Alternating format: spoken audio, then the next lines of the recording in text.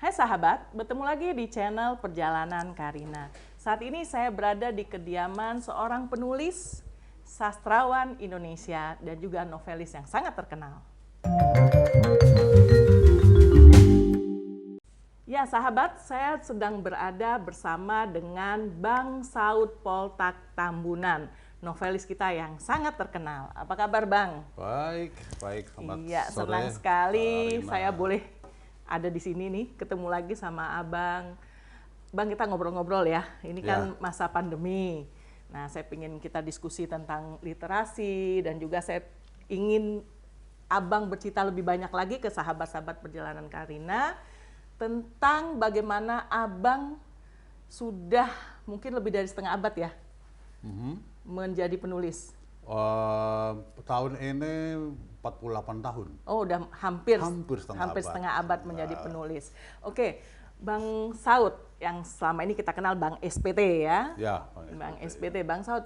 Saya ingin tanya, kapan Abang mulai menyadari Abang bisa menulis? Dalam artian menulis cerita nih ya, nulis. Ya, jadi pertanyaan ini justru membuat saya agak terkejut ya, kapan ya mulai ya gitu ya. Karena selama ini saya hanya berkarya sehingga kadang-kadang saya tidak terlalu mempersoalkan kapan lalu kemudian apa yang saya lakukan ketika itu. Tapi ya, jadi sebenarnya saya itu kan SMA-nya remaja itu di kota Baligi di pinggir Danau Toba. Ketika itu literasi menulis itu di tempat kita itu betul-betul masih sangat, boleh saya katakan miskin ya.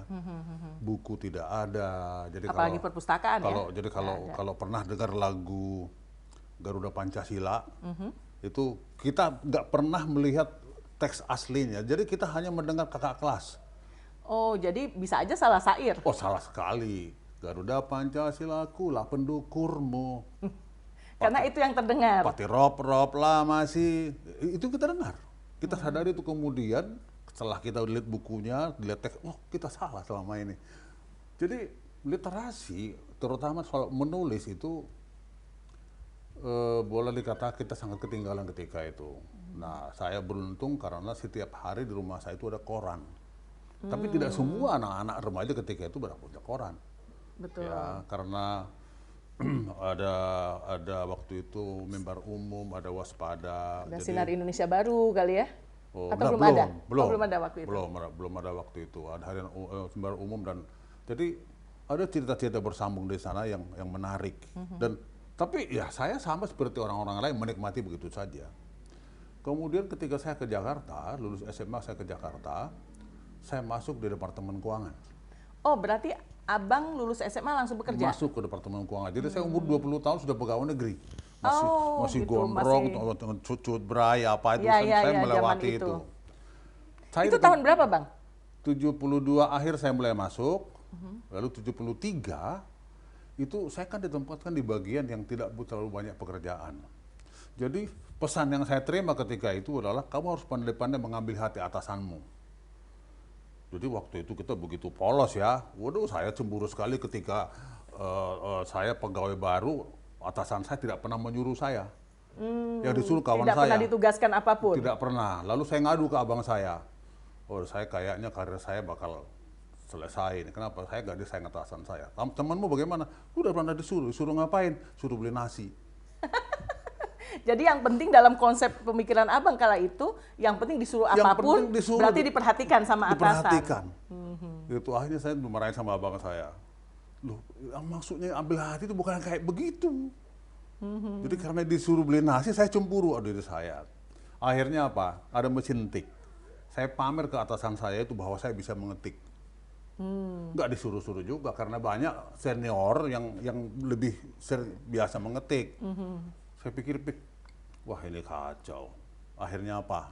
Ya mulailah menulis ke koran. Jadi Abang pertama menulis itu untuk artikel? Atau udah langsung cerita fiksi? pendek. Ya. Oh ya, Abang udah langsung ke fiksi ya, langsung cerita pendek. Kemudian saya periksa, editingnya saya periksa, satu titik pun nggak dirubah. Saya wah besar kepala waktu itu saya. Oh berarti ketika masuk di media, tanpa editor tidak melakukan perubahan. Tidak ada perubahan. Jadi saya besar kepala ketika itu. Oh, saya hebat juga saya. Ya itulah saya tuh. Kemudian Akhirnya terus menerus. ada honornya. Kita kan pegawai kecil, gaji kan kecil. Jadi tiba-tiba ada honor seperti itu rasanya luar biasa. Masih pakai wesel pos ya waktu itu dikirim? Wesel pos atau ambil. Atau ambil ke kantor, iya. Ambil di redaksi. Jadi kadang-kadang dengan teman dia naik sepeda motor, saya ikut di belakangnya, dapat ambil honor cuma 1.500, kita berdua makan sate udah habis 2.500. Jadi lebih mahal biaya mengambilnya daripada honornya. Tapi kebanggaannya berbeda. Tapi senang. Jadi tahun 73 saya mulai menulis dan bisa bayangkan kesibukan saya waktu itu sambil saya menulis, saya ambil kerja, kemudian saya kuliah mulai. Kan saya kan masuk tadi kan lulus dari SMA. Dari SMA, Abang kuliah di Jakarta. Iya, Jakarta. Mulailah kuliah, jadi punya grup teater lagi, sampai kemudian masuk, diminta menjadi redaktur di grup majalah Kartini waktu itu. Jadi sambil kuliah, sambil kerja di kantor, kerja di 2 kantor. Iya, karena sebagai pegawai negeri di Departemen Keuangan. Ya, saya masih punya meja juga di majalah Kartini. Kemudian ikut di majalah Kartini. Iya, jadi ada meja di situ, makan siang saya ada di situ. Jadi lapangan Banteng ke Jalan Garuda dekat kan, jadi bisalah diatur-atur. Itu jadi pertanyaan mungkin mana sebenarnya yang saya paling passion saya sebenarnya dari mana? Berarti apakah itu sebagai pegawai atau sebagai penulis? Ya, itu dia. Dan itu membuat apa ya, karakter saya mungkin jadi berbeda. Di kantor saya mungkin agak berbeda karena saya tidak lagi seperti yang tadi itu. Yang penting atasan saya sampai senang sama saya. Karena jadi, saya pikir Abang lebih produktif. Saya kan punya pekerjaan di luar. Tapi di luar saya tidak bisa didikte oleh para pemilik modal media itu karena saya kan punya kantor. Iya, jadi saling menjadi pegangan ini ya. Iya, gitu. Jadi itu sebabnya ketika belakangan saya sering mengadakan workshop penulisan kreatif. Ada yang tanya, apa syaratnya untuk menjadi penulis? Saya bilang, kamu harus punya pekerjaan lain di luar itu. Supaya kamu punya bargaining power, nggak didikte oleh para pemilik modal itu. Ya, oke. Akhirnya kan Abang menjadi novelis yang sangat terkenal ya. Dan beberapa dari novel Abang kan sempat difilmkan. Ya, ada. Ada berapa banyak waktu itu, Bang? Jadi novel saya yang kedua sebenarnya sudah ke film. Tahun 78, Bali Connection. Ya, itu novel apa judulnya? Di Sutomo, Jalur Bali. Oh iya, Jalur Bali. Ya, itu. Jadi itu novel Abang pertama di film? Ya, syutingnya itu di Bali, Banyuwangi, itu. Di Sutomo, kemudian itulah film pertama Ana Tairas. Oh, Ana Tairas menjadi bintang film pertama di novel Abang itu Jalur Bali tadi Jalur ya? Bali itu. Kemudian ada lagi Hati Kebukan Pualam, ada Dia Ingin Anaknya Mati, ada Yang Perkasa, ada Harga Diri, kemudian Lia Natalia dan Permata Hati sudah di Lia Natalia, Permata Hati, kemudian Kembalikan Anakku, kemudian apalagi itu sudah oleh produser sudah dibayar. Ada yang sudah diproduksi, ada yang belum, ada yang sampai sekarang tidak diproduksi, ya mengikuti perkembangan itu ya. Ya, itu kira-kira. Waktu itu kan seorang penulis tuh benar-benar berbeda dengan sekarang ya Bang. Dan di zaman sekarang kan penulis itu boleh dibilang tidak seperti zaman dulu. Menjadi penulis itu kan karena zaman dulu itu cerita-cerita itu begitu digemari. Bahkan sampai ada media yang khusus untuk cerita seperti itu ya. Bahkan lomba-lomba cerpen ketika itu sangat banyak. Semua media cetak memiliki kolom atau tempat khusus untuk fiksi gitu ya. Nah, sekarang kan Abang sudah menulis novel nih puluhan. Bahkan Abang juga menulis puisi akhirnya kan, menulis puisi, menulis esai, menulis cerita pendek. Nah, dari semua itu Abang paling suka itu di novel ya? Ya, saya harus bilang bahwa jadi ketika saya membimbing orang untuk menjadi penulis, saya harus pastikan dulu dia sebenarnya bakatnya ke novel, cerita pendek atau puisi. Iya, itu karena saya mengalami itu. Jadi misalnya saya harus katakan bahwa saya sebenarnya novelis. Ya, karena kan abang lebih kuat di novel, sebagai novelis itu sangat terkenalnya di situ kan? Bukan. Tapi kalau saya menulis cerita pendek itu selalu panjang. Karena saya membangun karakter di situ. Betul, betul. Jadi itu seperti novel mini. Kenapa? Bisa juga terjadi karena dari dulu tuh saya lebih suka menulis di majalah. Yang halamannya itu fleksibilitasnya Betul. lebih tinggi. Tidak di koran. Tidak di koran. Koran harus pendek, jadi harus tek gitu. Dibatasi misalnya kalau sekarang kan 8.000 karakter. Kalau dulu 15.000 karakter di majalah masih oke-oke saja. Jadi Iya, benar. mungkin saya dimanjakan dengan keleluasaan itu, kebebasan itu, sehingga ya akhirnya saya jadi kayaknya kalau saya menulis cerita pendek ya jadi semacam novel mini. Betul. Nah, abang kan sempat punya rubrik sendiri Ya, ya, waktu itu kan? ya. Abang berarti kalau melihat abang bekerja sebagai pegawai negeri ini dan juga sebagai penulis dan bahkan memiliki rubrik sendiri Dan sebagai mahasiswa. waktu itu ya, gimana cara abang mengatur segala sesuatunya itu? Karena kan passion itu pasti akan mempengaruhi kemana yang akan lebih condong kan? Ya. Karena abang berjiwa sebagai seorang penulis fiksi, sementara di sini keuangan, kuliahnya juga di ekonomi, keuangan, akuntansi. Nah, akuntansi. Nah, itu kan agak rancu juga ya, Bang. Jadi kemungkinan itu menjadi USP, unique selling proposition kalau di segi marketingnya. Di kantor, saya sebagai di pegawai negeri, keterampilan ya, itu talenta saya menulis itu justru terpakai ketika saya membuat nota-nota pertimbangan, membuat makalah untuk di kantor. Betul, betul. Nah, kemudian ketika saya mengedit cerita, naskah, kemungkinan ketelitian seorang penulis itu pasti berbeda ya. Pembukuan yang harus teliti. Itu sudah terbiasa karena abang selalu dengan plot-plot dan tokoh-tokoh itu kan harus teliti. Ya, jadi saling melengkapi, saling mengisi di situ. Persoalannya adalah bagaimana kedua hal itu bisa berjalan sejajar. Terutama kita tahulah pegawai negeri seperti apa dan nurani sebagai penulis itu seperti apa, ya. Iya betul. Nah itu yang saya pertanyakan kita sebenarnya. Kan ada punya nalar, betul. Punya naluri ada di sini, tapi nurani kan ada di sini. Ada hati di situ. Ada 3N itu kan. Jadi ya itulah mungkin diferensiasi seorang seniman yang harus bisa mengendalikan tiga itu dalam setiap peristiwa. Jadi saya kuliah di ekonomi. Saya ingat waktu itu masalah resesi ekonomi. Jadi masyarakat pembaca di majalah itu ya belum tentu paham apa itu resesi. Oh si Anu tuh resesi sama suaminya gitu. Kata orang kan. Iya betul. Kuliah yang saya dapat tadi itu saya pulang sudah jadi artikel populer karena salah satu rubrik saya dulu itu masalah perilaku konsumen.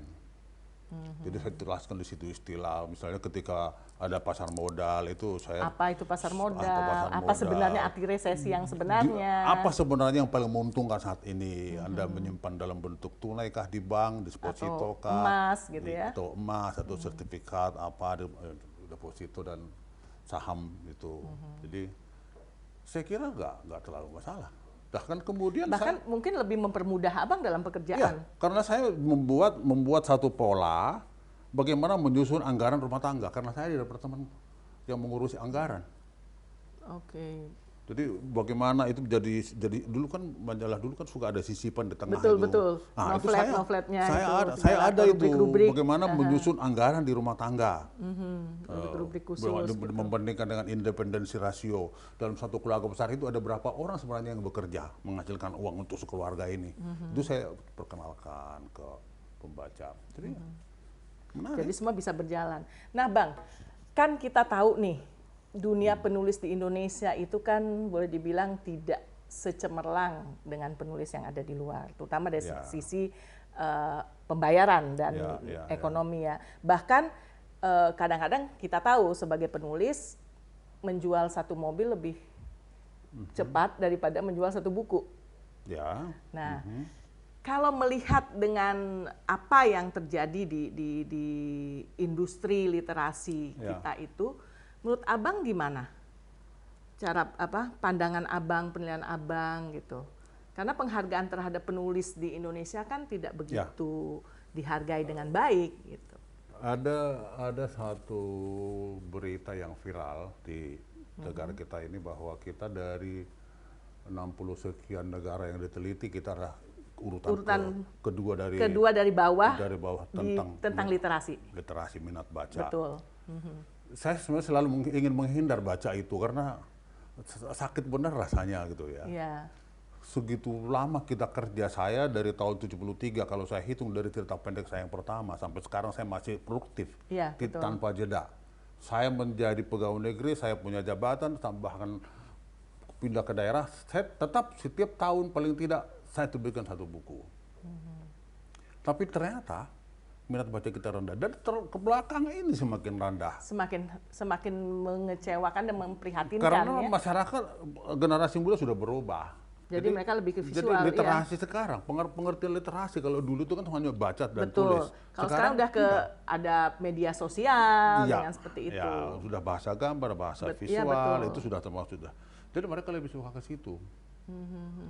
Jadi ya apa boleh buat ya, dan orang-orang seperti saya mungkin ya, saya bilang istilah saya anak-anak baby boomer berhadapan dengan baby zoomer. Ya, baby boomer berhadapan dengan baby zoomer akhirnya ya. Ya, jadi ya saya masih sulit untuk masuk ke dunia yang sekarang. Dunia digitalisasi itu masih, walaupun terpaksa, tapi saya berpikir setiap orang punya masa. Betul. Setiap masa punya orang. Betul. Kayaknya itu bukan saya. Saya tidak di situ adanya. Jadi walaupun anak-anak berusaha membantu, saya masuk di situ, tapi tetap menurut saya bukan jiwanya di situ ya Bang. Bukan. Jadi saya masih lebih ke suka membaca kan? Dengan buku. Ya. Saya sendiri juga seperti itu, tapi mungkin anak-anak kita sudah tidak begitu gitu.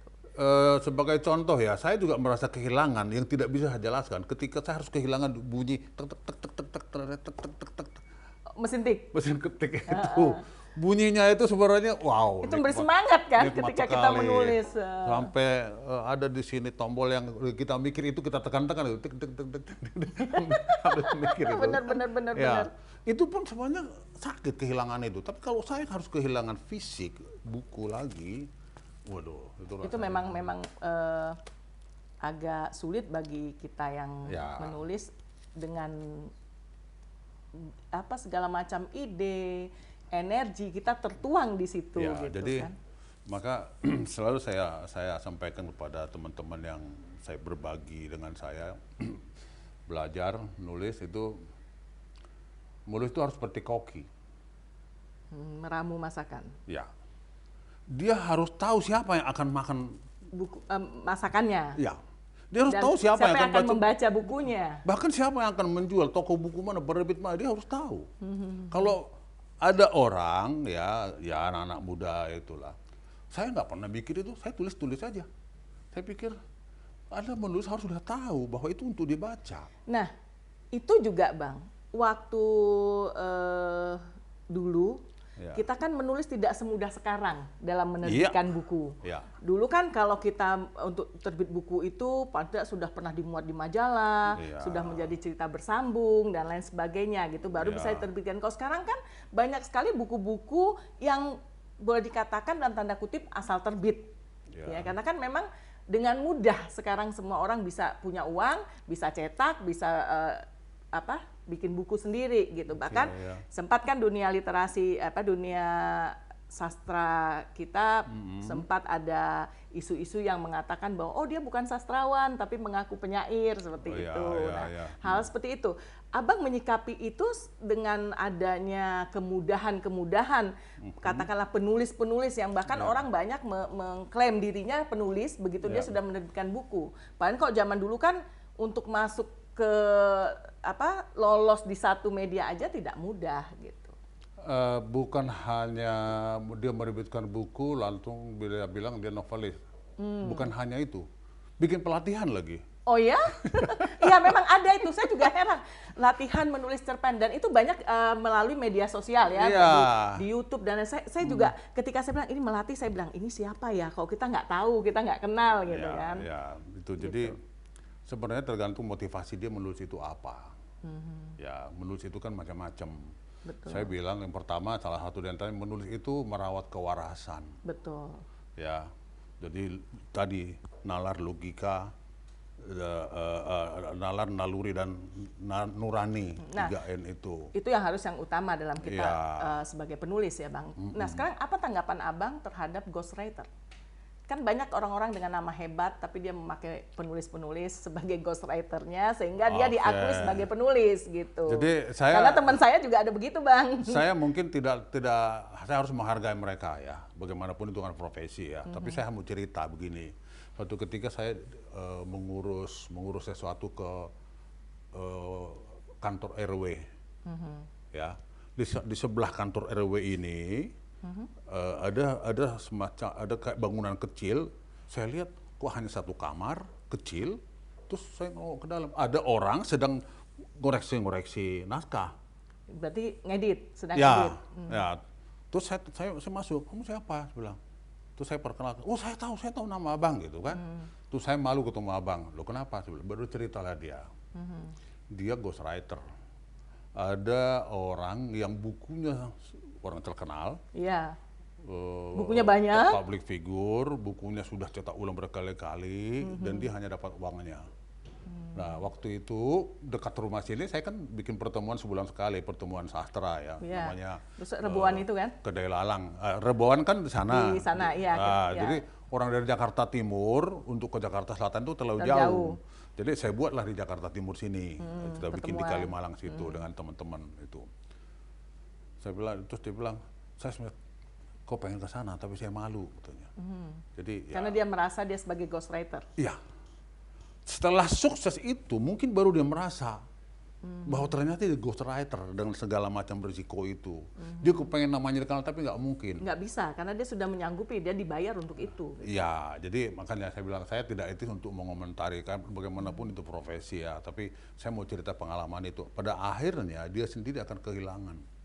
Iya, kehilangan jati dirinya. Kehilangan jati. Ketika dia semakin kuat, semakin bagus dan buku yang dia tulis itu laku, dia semakin kehilangan. Betul.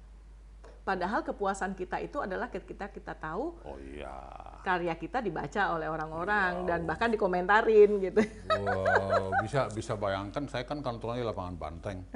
Hampir tiap hari kan saya lihat, waktu itu kan terminal bis ke lapangan Banteng. Mampir di lapak itu hanya untuk melihat itu nama saya ada enggak, taruh lagi. Biasa gitu. Begitu sudah lihat senangnya bukan main. Bener. Apalagi lihat buku kita dipajang di toko buku gitu. Ketika kita nyari, oh ada buku kita gitu.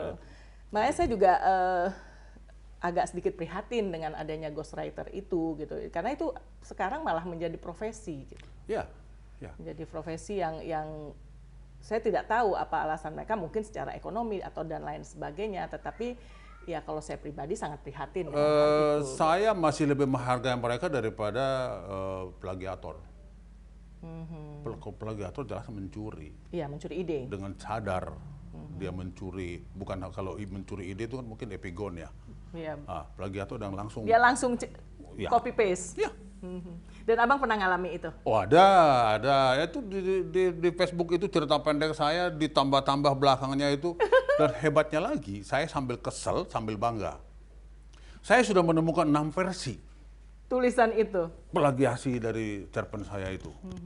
Dan salah satu diantaranya itu sudah 5.000 kali di-share orang dengan komen 5.000-an.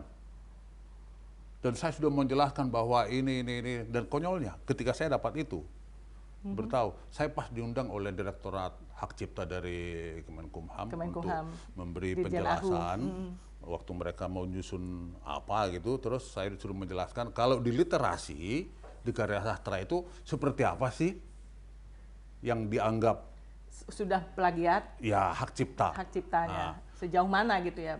Pas saya saya juga penasaran itu, Bang. Pas saya sedang mengalami itu. Jadi akhirnya saya tayangkan, inilah ini saya bilang.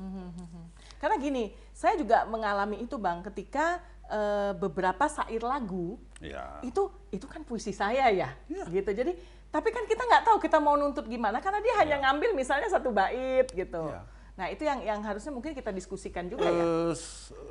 Saya tidak tahu ininya, tapi selintas saya dengar ketika ada film membuat Arjuna mencari cinta, Yudhistira Komplain. protes, ya. Ya betul. Ya, dan kemudian barusan saya lihat di video film ya, kayaknya diganti Arjuna apa jatuh cinta atau apa? Iya kan aslinya Arjuna Wiwaha itu kan? Itu puisi kalau nggak salah. Ini Iya. Arjuna jatuh cinta atau apa? Tapi aslinya Arjuna mencari cinta. Jadi dirubah hanya judulnya. Ya. Tapi alur ceritanya tetap Kita nggak sama. tahu, saya juga nggak tahu ya. Karena mungkin belum hanya nonton judul. itu Tapi ya. artinya judul itu pun Sebenarnya tidak boleh. seperti tadi, hatiku bukan pualam. Betul. Itu banyak sekali orang niru-niru judul itu, tapi ya sudahlah, nggak apa-apa lah. Iya, karena kadang-kadang seperti itu. Saya juga ketika ada salah satu grup band, saya dengar syairnya, loh ini kan puisi yang saya tulis gitu ya. Dan ketika saya lihat rilis lagu itu dengan buku puisi saya itu jauh lebih dulu yang kita tulis Ya. gitu. Ya saya pikir juga kayak itu mungkin resiko kita sebagai penulis kayak Abang, misalnya aku mencintaimu apa tanpa tetapi.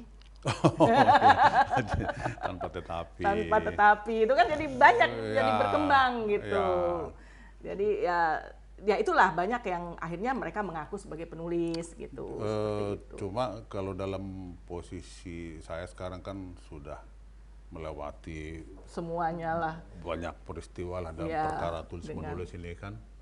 Hampir setengah abadnya Abang berada di Ya, dunia saya literasi. berpikir bahwa mereka dengan segala cara masuk ke dunia kepenulisan itu pun bagi saya sangat membanggakan di tengah merosotnya minat baca sekarang. apalagi minat menulis. Ya. Iya, apalagi minat menulis. Jadi ya sudah, apa boleh buatlah gitu. Nah, saya juga sangat menghargai Abang ketika Abang begitu dengan relanya berbagi ilmu. Ya, Karena Abang keliling nih, ya, berbagi bagaimana sih menulis, mau ke sekolah-sekolah, Ya. bahkan kita sempat ya bikin bersama untuk Ya, anak-anak ya. panti asuhan gitu.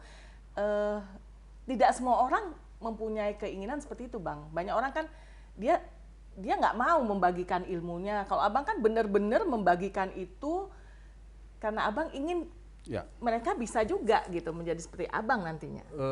Yang saya bagikan itu sebenarnya bukan hanya sekedar cara menulis, tapi dia perlu menelisik ke dalam dirinya sendiri.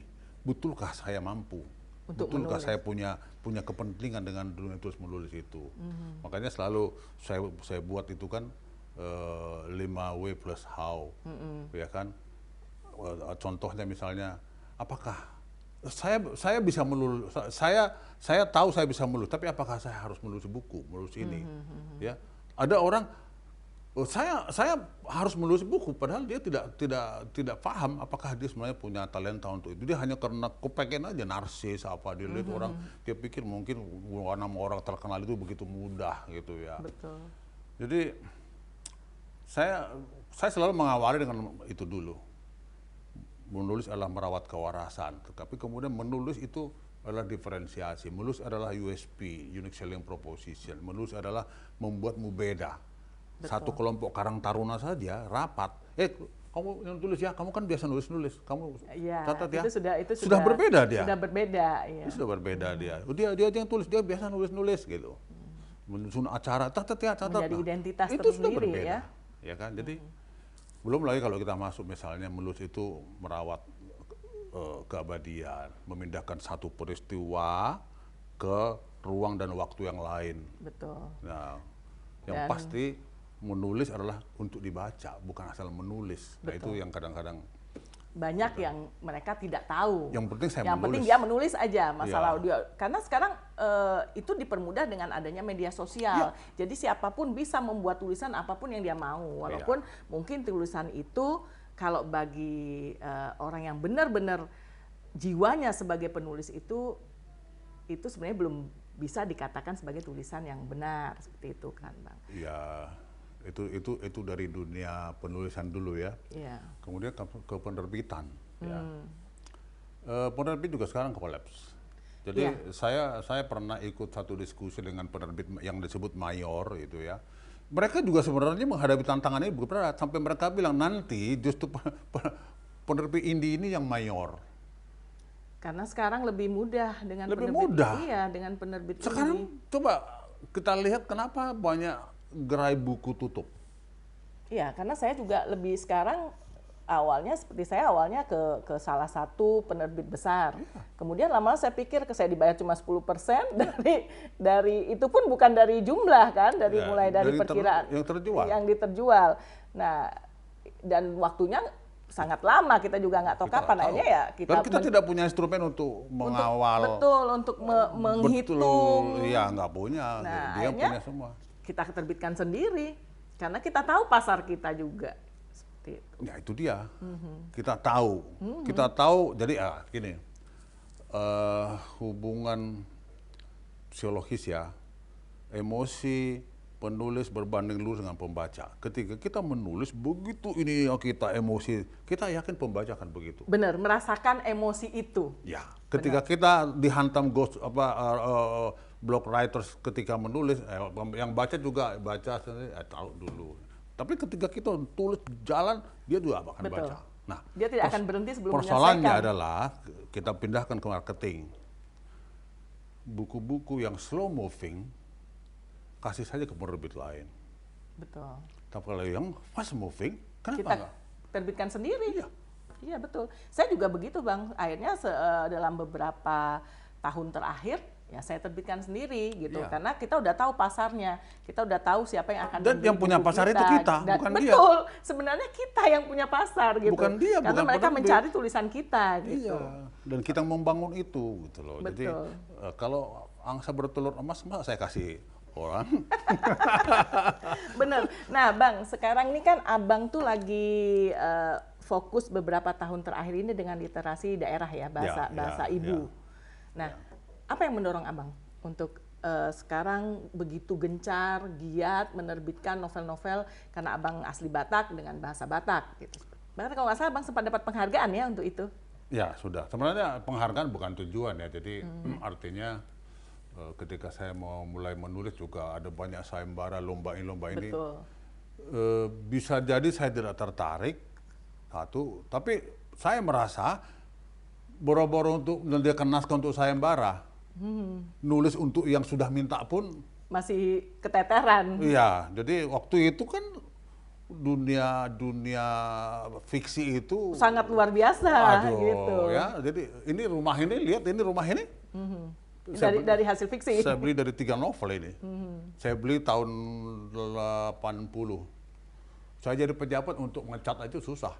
Tapi jadi penulis ya ketika Dibangun, buku kita laris. dibangun ketika dari 3 buku. Saya bisa sebut Lia Natalia, Permata Hati, dan Harga Diri. Dan itu difilmkan. Difilmkan. Gitu. Jadi itu cetak ulang, aduh, apalagi Harga Diri nggak tahu sekarang. Betul. Udah berapa belas kali cetak ulang itu. Dari 3 buku. Jadi artinya secara material, oke itu. Tapi ketika itu memang tidak semudah itu kita bangun. Betul. Itu hasil kerja lama itu dari tahun 70-an awal saya nulis itu buku yang tadi tahun Harga Diri 79. Lia Natalia sebelum Menyakumu, Permata Hati sesudahnya. Jadi kita bisa waktu itu begini ya. Saya mau menikah. Ya. 1 novel. Itu Permata Hati. Terus ini anak mau lahir. Untuk biaya di rumah sakit itu Harga Diri. Satu novel lagi. Satu novel. Kita bisa hitung dari situ.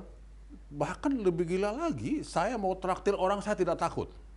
Dadakan. Tapi pulang ke rumah saya hitung, tadi uang saya keluar berapa? Oh kalau gitu ini novelet cocoknya ini. Ini cerpen. Ini cerpen nih. Cepat bikin. Cepet-cepet bikin sesuai honornya. Karena honornya udah jelas ya. Harus waktu diganti. itu. Honornya jelas dan pasti. Iya betul. Bahkan saya sudah, kalau gitu nanti Kosiano ini. Kita udah tahu ini kalau ini majalah ini honornya sekian nih, Iya. satu cerpen, satu cerita gitu. Majalah ini honornya Jadi sekian. ada gitu. dulu saya ingat namanya Waluyo. Oh ya Waluyo. Adiknya Tati Maliati. Adik kandungnya Tati Maliati. Yang istrinya Wahyu Siombing yang bikin Iya. Lost Man. Betul. Saya pernah traktir dia. Terus saya ceritain.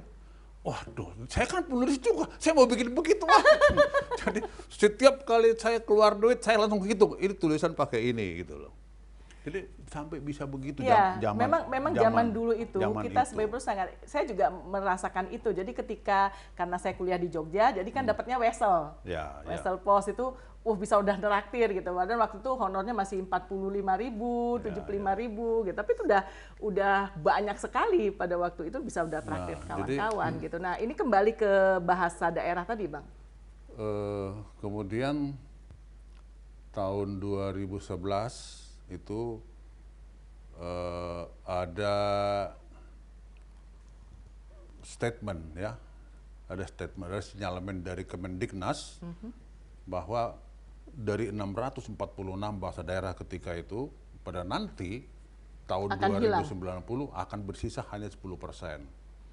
Jadi kita hitung-hitung kira-kira 75 bahasa daerah. Yang tersisa, yang masih dipelajari atau masih ada pada eksis ya. Pada tahun saya berpikir apakah bahasa Batak masih ada ketika itu. Atau kita harus ke Belanda belajar bahasa Batak? Saya pikir di kampung saya pun sudah bahasa Batak lagi. Udah bahasa Indonesia? Sudah bahasa Indonesia dengan dialek setempat. Ya kan? Nah, kebetulan saya diundang menjadi peserta pembicara di Ubud Writers Festival. Di Ubud? Di Ubud. Itu kan festival internasional. Betul. Ya. Itu saya berbicara dengan bule-bule itu, mereka suka sekali dengan cerita-cerita kearifan lokal. Tapi buku kita tidak punya. Betul. Pulang dari sana saya kirim surat waktu itu, Wakil Menteri Pendidikan itu Ibu Wendo apa ya? Ada Ibu Wendo kalau salah, saya maaf kalau namanya salah.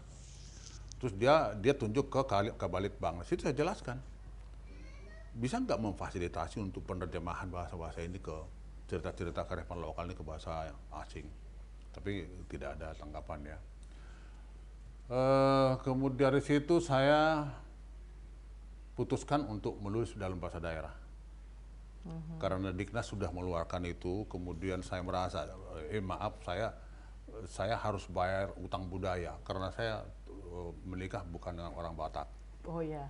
Jadi, dan sekian lama itu saya menulis, berarti mulai tahun 73 ke tahun 2011 ya, 2010, saya boleh dikatakan tidak pernah menulis di koran lokal Sumatera, kampung saya. Selalu di sini. Jadi saya merasa seperti labu yang ditanam di sini, tapi berbuahnya di kampung orang. Lalu tiba-tiba ada statement bahasa daerah akan punah. Saya sudah 40 tahun ketika itu tidak berbahasa daerah. Karena pekerjaan kantor, saya pindah-pindah ya. Dan Jakarta, Cirebon, dan Jakarta, kakak juga dari Manado, Lampung, Pacitan, Denpasar, Pontianak, itu. Istri jelas bukan Batak. Jadi di rumah kita tidak menggunakan itu. Tapi saya pikir kalau tidak saya mulai, siapa akan ini? Lalu kemudian kalau nanti Diknas bilang kan tahun 2090, kalau tahun 2090 bahasa daerah ini hilang, anak cucu kita akan bertanya, apakah dulu tidak punya penulis? Oh ada itu Saud Poltak Tambuna. Apa kerjanya dia? Kenapa dia tidak tulis? Ya, jadi ada tanggung jawab moral di sini. Ya, akhirnya ke sana. Saya pikir apalagi sih yang sebelum saya dapat. Secara materi rumah ini pun saya dapat dari situ. Saya membiayai kuliah saya dari menulis. Saya membiayai pernikahan saya, kelahiran anak saya semua dari menulis. Apalagi? Nah, saya harus bayar utang budaya saya. Tahun 2012 saya putuskan mulai menulis dalam bahasa Batak. Itulah novel atau kumpulan cerita pertama, sastra modern pertama yang berbahasa Batak, Toba ya. Buku apa itu Bang? Mangokal Holi. Oh ya, Mangokal Holi. Mangokal Holi. Terus ada Jonggi ya? Di dalamnya ada itu, ada Jonggi dalamnya Mangokal Holi. Itu sebagian sebenarnya terjemahkan dari buku Meja Makan, Sengkarut Meja Makan. Karena Sengkarut Meja Makan. Sengkarut Meja Makan itu memang ceritanya kearifan lokal Batak, tapi dalam bahasa Indonesia. Nah, sebagian saya terjemahkan ke situ, sebagian lagi bikin baru. Begitu buku itu terbit, orang kaget kan? Bagus, saya senang, saya suka. Tapi tolong dong buat yang ada bahasa Indonesianya. Jadi dua bahasa nih. 1-2 bulan kemudian saya terbitkan 2 bahasa. Jadi bahasa Batak dan bahasa Indonesianya. Mandarin Met. Tapi saya curiga orang nggak baca ini bahasa Bataknya ketika ini buku terbit. Yang dibaca bahasa Ya, Indonesia bahasa juga. Indonesianya Jadi saya nggak mau lagi. Jadi sekarang fokus Abang kalau udah satu novel berbahasa Batak tidak akan dibuat bahasa Indonesianya. Ya. Lalu tahun 2012 saya diundang lagi menjadi kurator. Kurator senior lah di situ di Ubud Writers Ubud itu Writers. untuk mau nyaring peserta itu kan. Saya semakin sadar bahwa peserta ini dari seluruh daerah di Indonesia, tapi mereka datang dengan kearifan lokal tapi dalam bahasa Indonesia. Lalu semakin memperkuat ini saya bahwa saya stop dulu bahasa Indonesia, saya akan ke bahasa daerah. Jadi semenjak itu Abang konsentrasi di penulisan novel bahasa Batak. Daerah. Sampai sekarang sudah belasan buku dan yang fenomenal itu Situ Moing ya. Ya, Situ Moing. Itu Ini kaosnya. Situ Moing itu sampai Pentalohi, sampai lima buku ya. Ini ada 4 buku. Ini yang pertama, terus yang kedua ini Situ Moing, judulnya Manggorgari Sogot, artinya mengukir hari esok, merancang hari esok. Ini Pasiding Holang, Situ Moing 2 itu artinya kemarin kita menggunting jarak untuk menyatukan mempererat kasih sayang ya. Ini Maniti Nambur, dia bagaimana orang harus bersih supaya bisa seperti jembatan di Nambur itu embun pagi di atas rumputan itu. Kemudian ini Manapunipi, Memetik Impian, lalu ada satu lagi yang kelima itu Nomor Pursamon. Jadi maksud saya saya ingin membuktikan kepada saudara-saudara saya masyarakat Batak itu bahwa bahasa kita ini setara dengan bahasa manapun di dunia. Pentalohi, saya buat novel Pentalohi. Karena kalau menurut penelitian bahasa Batak dan suku Batak itu salah satu suku yang tertua. Iya, iya. Tapi bagaimana kita tidak sedih di daerah kita sendiri bahasa Batak itu sudah tidak di. Apalagi anak-anak muda. Dan banyak saya melihat apalagi anak-anak muda Batak yang tidak lahir di sana. Misalnya mereka lahir di Jakarta itu rata-rata sudah nggak bisa berbahasa Batak. Itu dia tadi kan saya cerita kenapa saya percaya tahun 2090 itu punah. Bahasa daerah itu banyak punah. Itu saya anggap 3 generasi. Jadi generasi pertama itu saya sebutlah misalnya original. Saya mungkin masih kalau kita ke toko onderdil mungkin masih bahasa Batak. Bukan. Original. Oh, yang orisinil. Ya, original ya. Kan? Karena kita masih bisa aktif berbahasa Batak. Kemudian setingkat di bawahnya KW1. Mulai ini campur-campur. Ya, kalau orang Batak bilang merpasir-pasir. Merpasir-pasir bahasa Bataknya. Ya, merpasir-pasir bahasa Bataknya. Nah, orang ini akan melahirkan KW2. Ngerti sih, tapi nggak bisa bicara gitu. Banyak yang gitu. Ngerti sih sedikit, tapi nggak bisa bicaranya gitu. Iya. Nah, ini akan melahirkan generasi berikut yang sama sekali sudah nggak bisa. Itu hanya 3 generasi, 3 kali 25 tahun, 75 tahun. Iya, akhir abad ini selesai. Betul, dan itu sangat memprihatinkan. Iya, dan lebih memprihatinkan lagi, Jawa, Bali, Sunda itu pergubnya ada, perdanya ada, bahwa bahasa daerah itu harus dirawat. Nah, iya, saya pernah Bang sampai belajar tulisan Batak. Ya, aksara Batak. Aksara Batak yang Ahamana Ratai, Japa Uwasada Balanga itu. Nah, itu sekarang orang udah nggak tahu. Ya, karena memang tidak digunakan. Aksara Batak itu memang dulu tidak digunakan untuk berkomunikasi. Itu hanya untuk mendokumentasikan pengobatan, mau ramal ke depan atau apa, tidak untuk berkomunikasi. Iya, nah mungkin itu menjadi satu perhatian juga bagi pemerintah daerah Sumatera Utara harusnya untuk menjadikan bahasa Batak itu muatan lokal di pendidikan dari mulai pendidikan dasar di sana.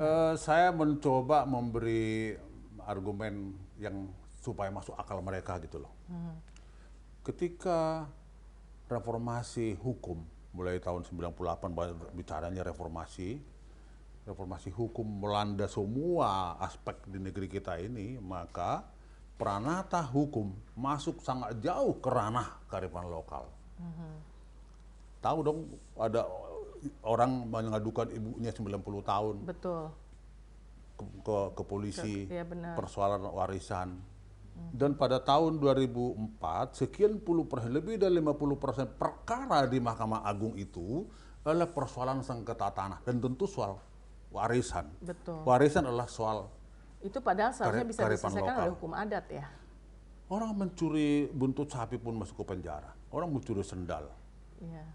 Dulu tidak, mencuri sapinya pun dulu tidak perlu ke polisi. Ada kearifan lokal menyelesaikan Betul. itu. Tapi sekarang terlalu jauh. Lalu orang teriak, kita kembali ke kearifan lokal. Satu-satunya cara untuk kembali ke kearifan lokal adalah pintu masuk yang termudah, yang terbuka lebar adalah bahasa daerah. Betul. Bagaimana dia masuk kearifan lokal? Kalau dia tidak mengerti. Iya, bagaimana budaya tanpa bahasa daerah? Budaya daerah tapi bahasa daerah enggak. Iya. Nah, itu jadi sangat memprihatinkan dan berkali-kali saya usulkan ke pemerintah di daerah saya, Pemkab itu, buatlah hari berbahasa daerah sekali, kalau tidak bisa sekali seminggu, sekali sebulan, atau terserah lah. Tapi coba mulai tandai dulu. Hari kita harus berbahasa daerah, iya. kantor dan sekolah-sekolah. Kan sudah. Ya, seperti misalnya setiap hari Jumat harus pakai batik. Jawa Barat sudah harus pakai bahasa Sunda ya. Jawa, Bali, jadi saya pikir perlu. Tanpa itu. Iya sih. Itu menjadi seharusnya menjadi perhatian. Jadi bukan hanya bahasa daerah. Oleh pemerintah. Tradisi budaya itu sudah tergerus, tapi kalau kita tidak mulai. Apalagi zaman yang digitalisasi ini, yang seperti tidak ada border lagi, tidak ada batas. Jangankan antar satu daerah, negara pun sudah tidak ada batasnya dengan adanya digitalisasi. Ya dulu kalau anak-anak itu kedatangan tamu dia tahu. Kalau orang Batak itu kan jelas mana yang Namboru, Iya, mana partiturannya sudah jelas. Jelas itu kan. Sekarang kalau ketemu anak-anak, ketemu teman, ada tamu ya rumah lo ya? Ada, siapa tuh? Saudara mama gue. Iya benar. Saudara bapak. Ya atau itu tulangnya, nggak tahu lagi dia, namborunya, panan tulangnya. Nggak peduli gitu loh. Jadi sangat memprihatinkan. Iya, benar. Nah ini jadi kembali ke kita. Dulu saya bercita-cita ya, keinginan saya itu adalah melestarikan bahasa daerah, khususnya Batak Toba. Dan oleh mungkin Dignas melihat itu setelah 10 tahun, lihat ini orang ini perlu diganjar penghargaan, dapatlah saya penghargaan tahun lalu ya sebagai orang, istilah mereka sih maestro ya, pelestari bahasa daerah. Tapi sebenarnya visi saya sudah berubah.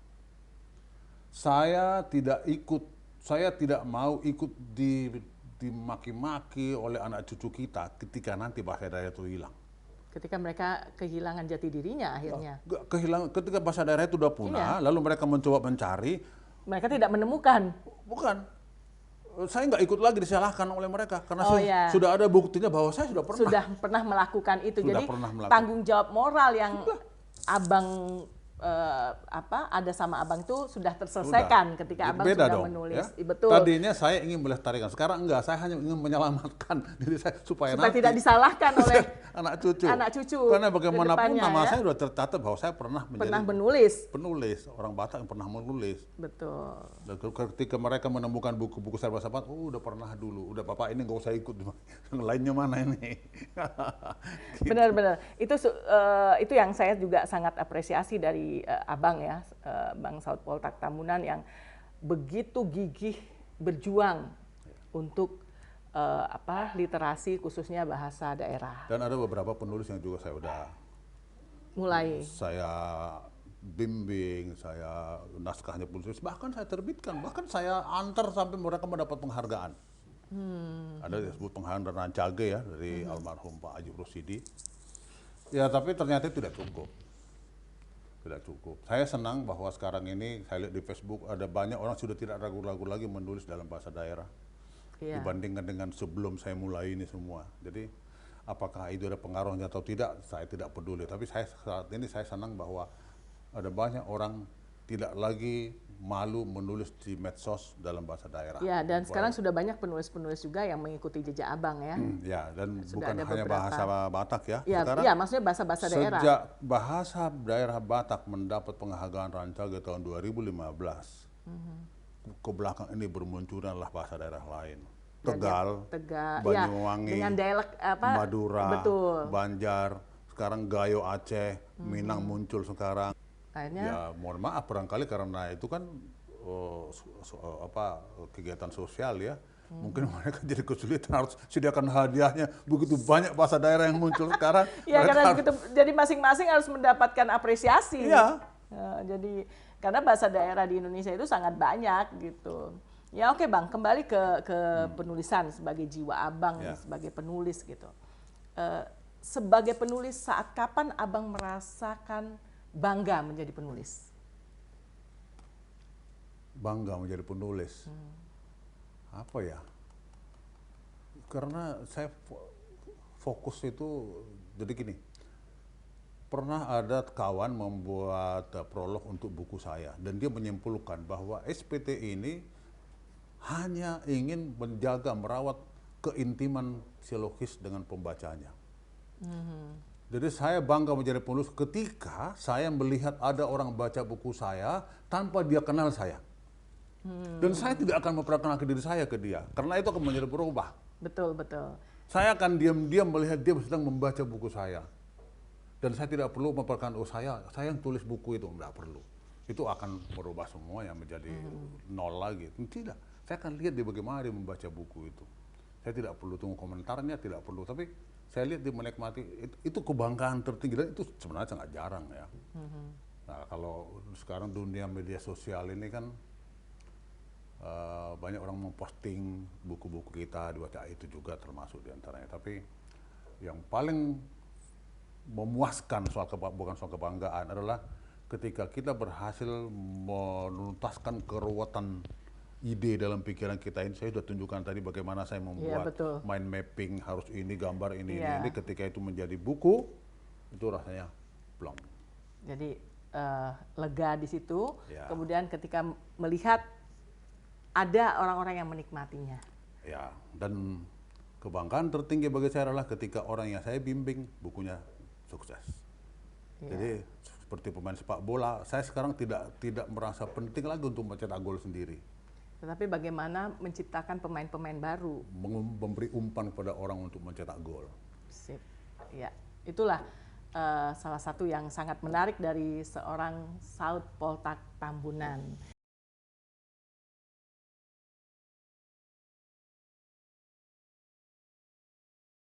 Nah sahabat, itu bincang saya dengan Bang Saud Poltak Tambunan, novelis kita yang saat ini begitu konsentrasi dan fokus dengan penulisan berbahasa daerah.